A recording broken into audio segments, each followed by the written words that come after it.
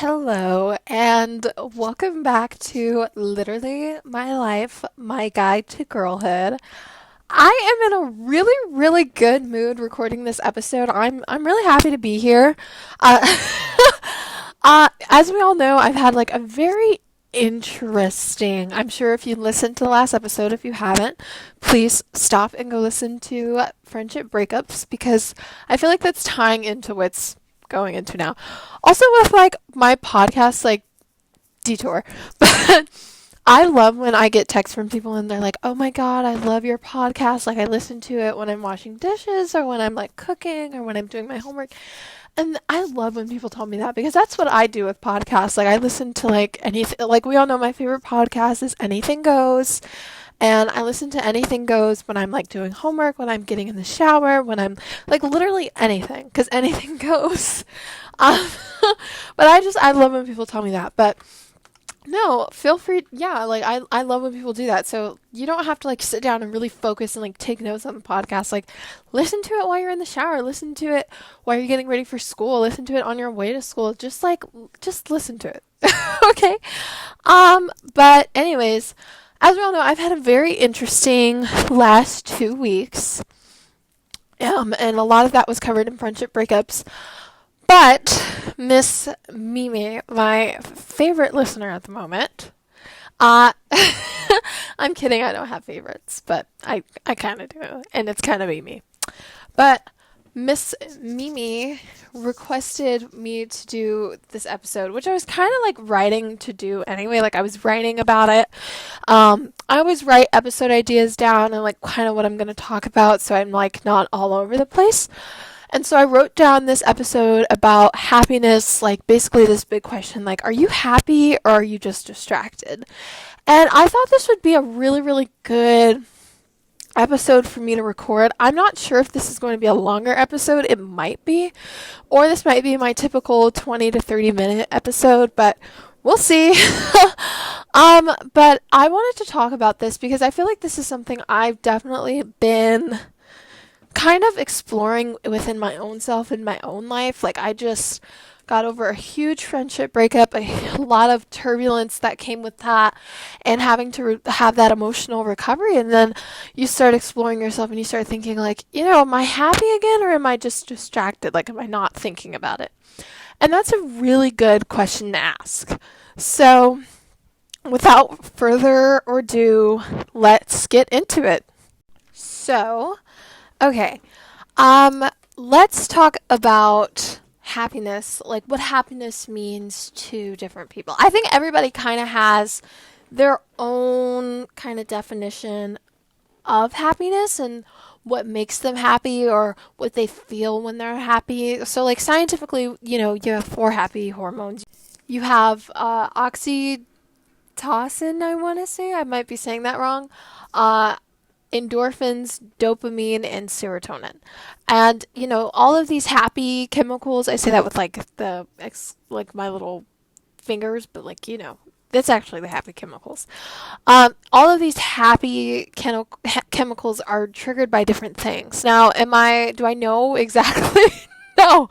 So maybe let's not talk about the scientific definition because I obviously didn't do my research, but I know I can talk about what happiness means to me. To me, happiness is synonymous with two other things: gratefulness and peace. To me, I am happy when I know my life is at peace, when I'm working towards peace, where I'm not having the distractions. And to me, that's just I love that I'm at this point in my life where I'm not having to fight people. You know what I mean? I'm not having like those toxic friendships. I'm not always on edge. I'm not dating. Because to me, like, I feel like dating can definitely be fun. But like for me, like a person like me, and I'm working through this, but like for me, like it kind of gets distracting. And so it's like I jump into this person, and I mentioned this in other episodes. I jump into this person where I'm like, oh my God, did he text me back? Like, like, did he call me? Oh my God, we have to work out. Like, I get into this like anxiousness, and it's very distracting. So I'm like at that point where I don't have a boyfriend. I don't have a guy that could be potentially, like, you know what I mean? Like, there's not a guy who could potentially be my boyfriend. There's not like a guy I'm texting. There's not a guy that I'm seeing. It's like, it's completely Alex and her thoughts and her goals, because Alex is going to college next year. Like, Alex needs to figure out everything. Like, I need to figure out where I'm going to go, first of all. I need to figure out what state I'm moving to. Am I going to live on like in the dorms? How to pay for all of this? Like, I have a lot to figure out. I don't have time for a little Chicago boyfriend. Not to dish Chicago. Um, but yeah, so to me, happiness feels peaceful. I'm not worried about a guy. I'm not worried about friends. I'm not worried about fights. I'm solely focused on a couple of things. I'm solely focused on building my relationship with God and living for Jesus and trying to train my mind. And I can do a whole other episode on God and my experience with God and religion. Although I'm probably not the best person to talk about it, because I'm still finding God myself.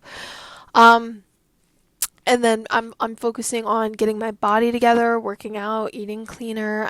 I'm working on my goals. I'm working on my grades. I'm working on having healthy relationships. I'm making progress, because in the next 2 years my life is going to change forever. You know what I mean? So this is like a very monumental moment. So I feel very at peace.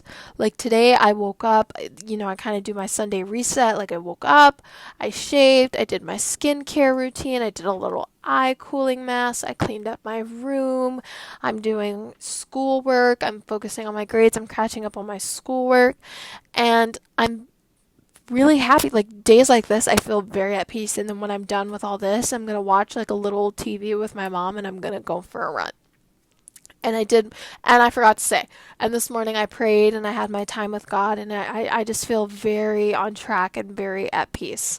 And I feel like days where I'm not, having my time with God, or days where I'm not exercising, or I'm not doing my schoolwork, or you know what I mean? I just don't feel like myself. I don't feel very happy. So this is the stuff that is kind of essential to my happiness.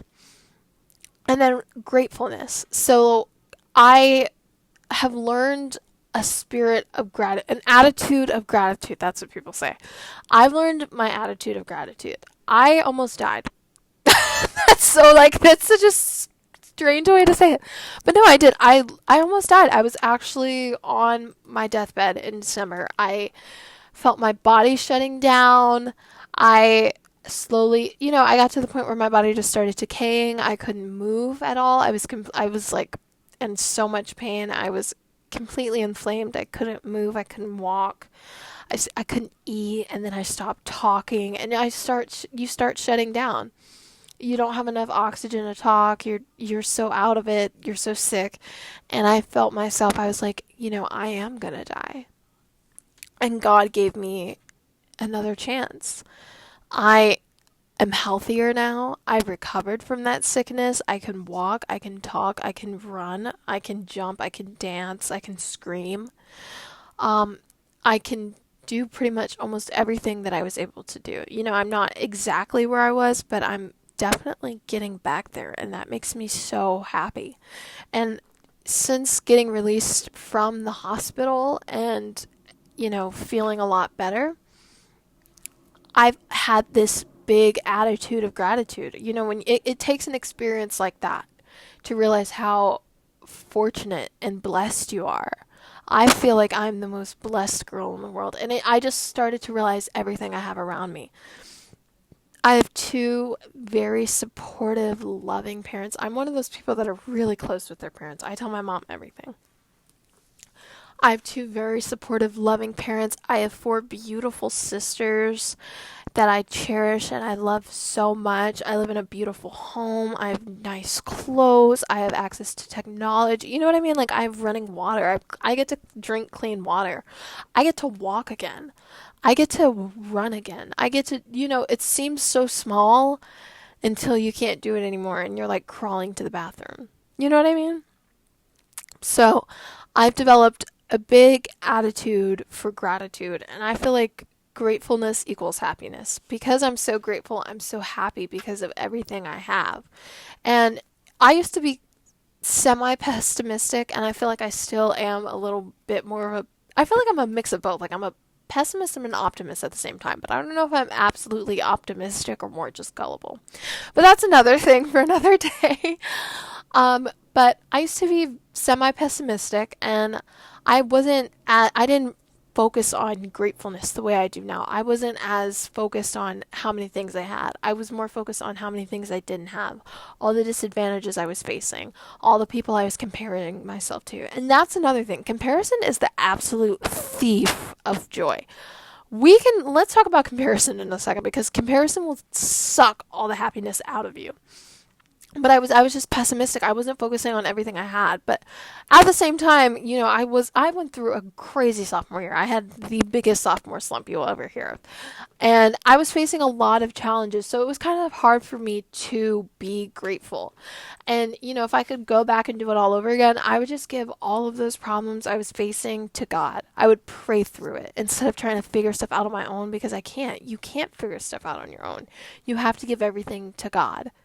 Every area of your life, even the areas that you really want to control, because I get like that. Like, some areas I need to have that control over, but I've been really working on, just giving that to God, but since having that near death experience, a life altering experience, as I would say, I've had a great attitude for gratitude, and I've noticed myself, and I've also experienced a lot of peace, because I am doing online school. I am alone most of the time. I am making my alone time piece useful, and I'm really getting to know myself again, and I do feel really happy. So I would want you, kind of giving you guys something to do. I would want you to kind of sit down and think, what does happiness mean to me? What does it look like to me? What does it mean for me to be happy? What does it look like for me to be happy? And kind of reflect on that, think about that, because that's something I feel like you have to know. That's something that kind of makes your future in a way, because you know what makes you happy, and you know how to make yourself happy. So for me, simple things make me happy. Writing a really good poem, it gives me such a high, not only just writing a really good poem, but watching a good TV show, eating chocolate, little things like that. And I'm sure if you're a scientific person, you're like, oh, well, that triggers your happy chemicals, that triggers your dopamine. Good for you. I am not very in touch, I guess. But just realize kind of what makes you happy. And that's different than what helps you release some of your sadness. I feel like those are two different things. I write poems because they help me release some of my sadness, some of my heartache, but that's not necessarily what makes me happy. What makes me happy is peace. What makes me happy is gratefulness. What makes me happy is stability. Things kind of going the way I wanted them to go. But I've also learned how to be happy when things don't go my way, when things take an unexpected detour. For a very long time, I thought I was going to Yale. I had this Yale hoodie. I went to their summer program. I really thought I was going to Yale. And I haven't been rejected by Yale. I'm not saying oh, and then I didn't get in, because I haven't applied to college yet. But I don't think I'm going to get into Yale. If I do, that will be the surprise of the century. I definitely got off track of the things I knew I needed to do to get into Yale, and I'm kind of confident I'm not going to get in. But if I do, hey, that's great. I'll go. But it's not the end of the world. That is something I planned for. That's something I worked really hard for. It's something I really wanted. And I got sick, and life took a really unexpected detour with me, and my plan did not go as planned, and I most likely am not going to go to Yale because of it.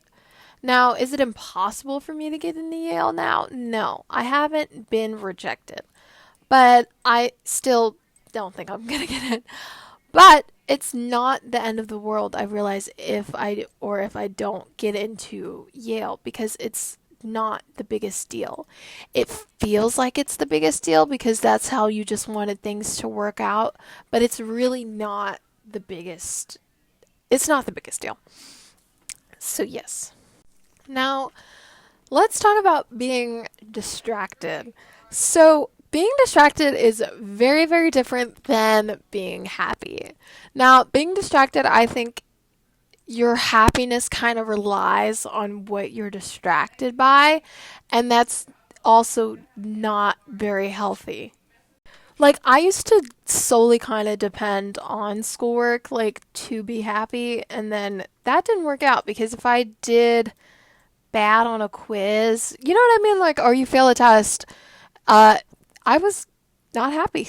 I was absolutely unhappy, if anything. So that's a good example as to how, uh, I was not happy really. I was just really distracted. I was trying to distract myself from things going on in my life by trying to pretend that I was happy. And that's not really a good idea. So, are you like trying to distract yourself with something in your life? Are you using something as a coping mechanism unknowingly, like I did with schoolwork? And it could be anything. It could be really putting yourself into work. It could be really putting yourself into a relationship. It could be anything like that. But your happiness depends on it. Like putting your happiness or your distraction to happiness, your distracted happiness into a relationship, and then you guys don't work out, you kind of realize like, oh crap, like I'm not happy. And I was never happy. I was just distracted. And although, there's a lot of studies on like being bored actually does make you sad, being distracted, it's not going to make you happy. It really isn't. And for all of my people who know the science behind happiness, I'm sure you can back that statement up. Like, being bored, even though there is a science that like staying busy, which is different than being distracted, but there is a science that, kind of explains staying busy will definitely keep you happy. Um, and I sort of believe that because when you're bored and like the best example is when you're on the plane. When you're on a plane and you're flying to wherever, you have like a 2-hour flight and you can't be on your phone unless you're one of those people who pay for Wi-Fi. But I don't because I think it's crazy to pay $8 for a 2-hour flight. I'll just stay off my phone. But for those people who don't pay for Wi-Fi like me, then you sit on the plane and you do nothing. Sometimes I do bring a book and I'll read a book. Like, that's what I do most of the time. I'll either read a book or a magazine.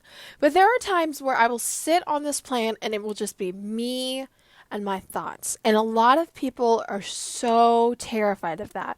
A lot of people are so terrified of it just being them and their thoughts because your thoughts eat at you. Your thoughts you can go down a loophole of things. You can relive the past. You can get worried about the future. You can have anxiety. You can start crying thinking about stuff.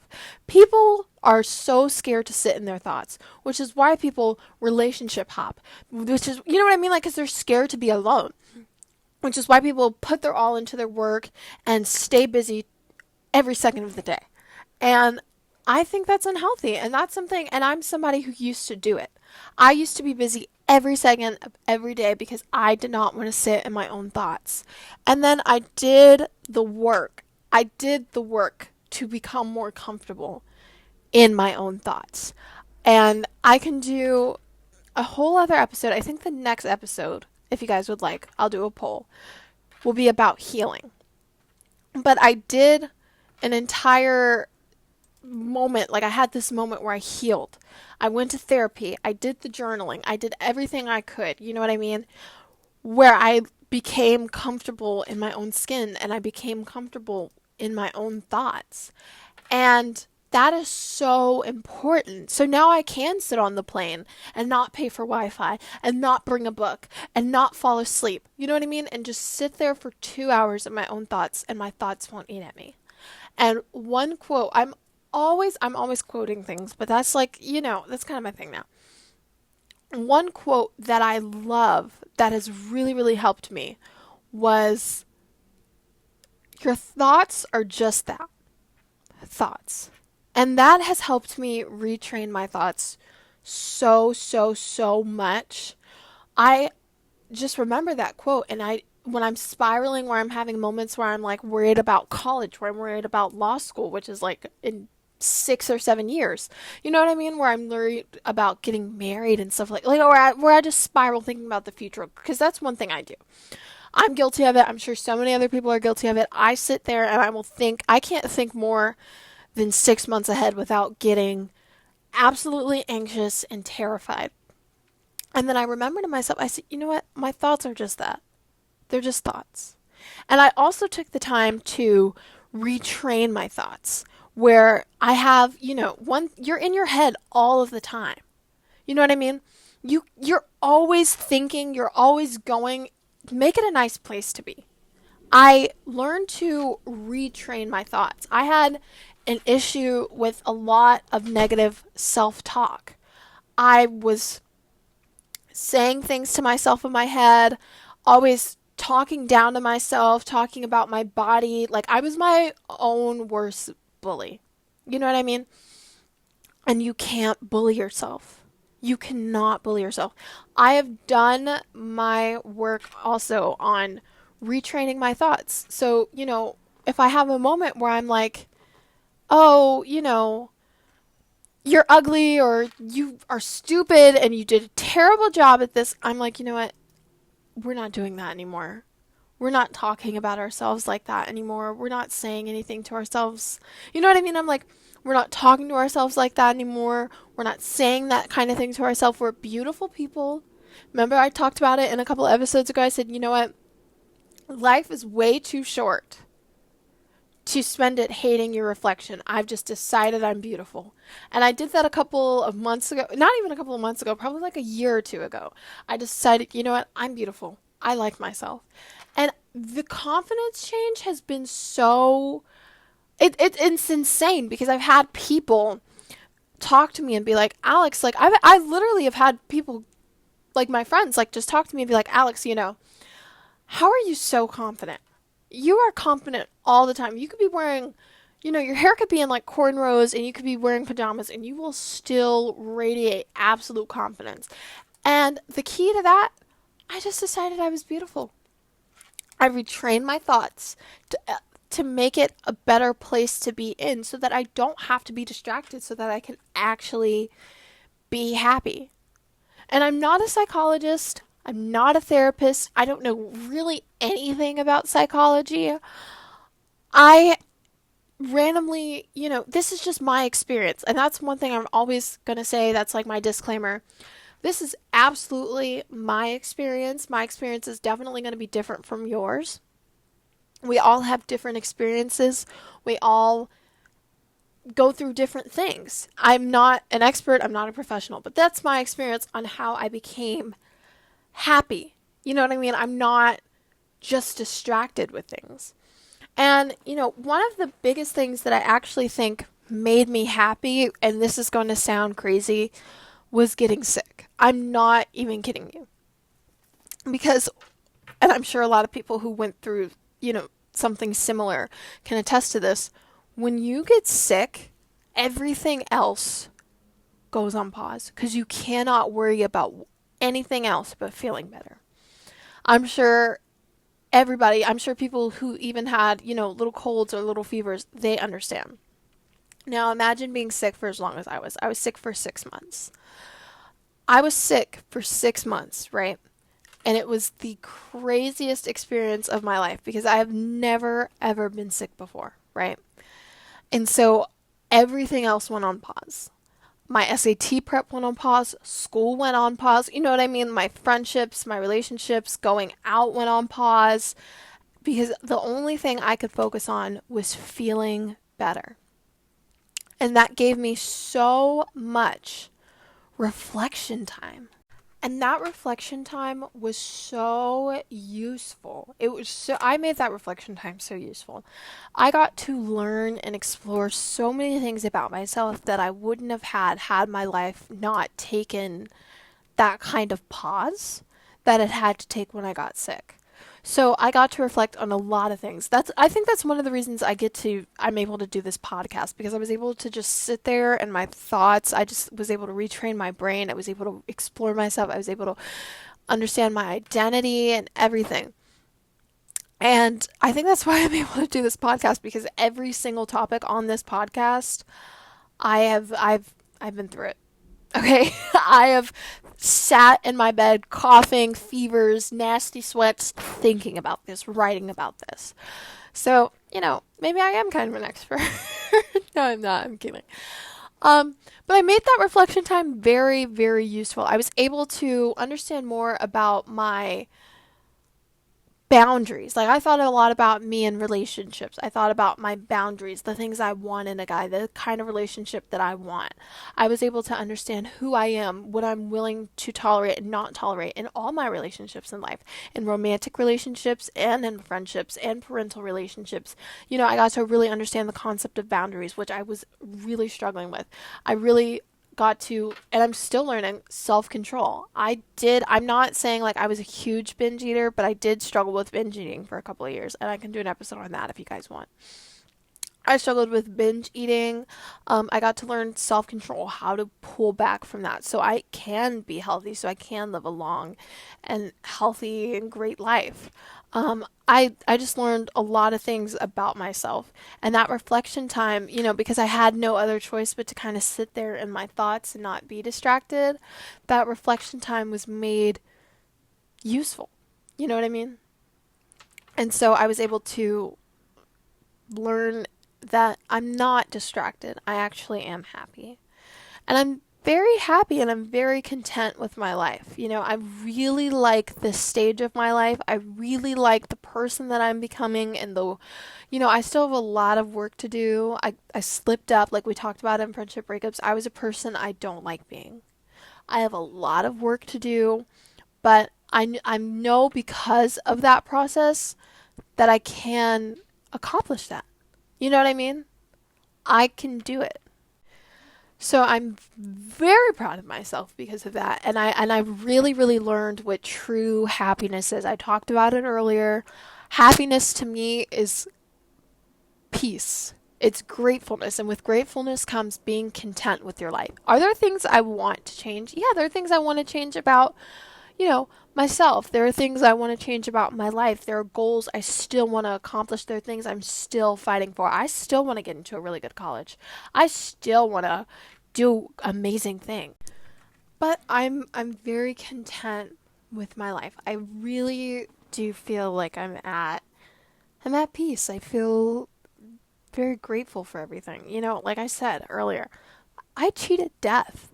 I was on my way to dying and God saved my life. He gave me a second chance. And with the second chance, I want to preach his word. I want to live my life for Jesus. I want to be kinder to others. I want to forgive easily. I'm really working on that. I'm really working on the religious aspect of my life, and that affects every area of my life. And that's something we can talk about in the religious episode. But I really want to be a better person. I really, really do. And I'm really, really working on it. But am I grateful? Am I happy with the person I am now? Yes. And I don't need to constantly be doing schoolwork or on my phone or, you know what I mean? I don't have to be doing all that stuff to recognize or be happy with who I am because I love who I am and I love my life. I consider myself the most blessed girl in the world. My circumstances are absolutely perfect for me. I love my life. I love my family. I really love my friends. I love the school I'm at, even though it's kind of crazy sometimes. You know, I love my life. I am very happy and not just distracted. And I hope within this episode you've learned the difference with happiness and being distracted. And I gave you some advice on how to kind of not distract yourself and actually learn true happiness. I hope that I helped a little bit. So thank you. And so before I wrap things up for the next episode, I'm going to do a poll, but please let me know. I have a couple of ideas. We can do an episode on God. We can do an episode on healing, which will tie into God because God is, he's in control of every area of my life. So everything I say is going to touch on God, but I can do an episode solely focused on God. Or I can do an episode about binge eating. So those are my three ideas. I can do an episode on God, on healing, or on binge eating. So you guys let me know.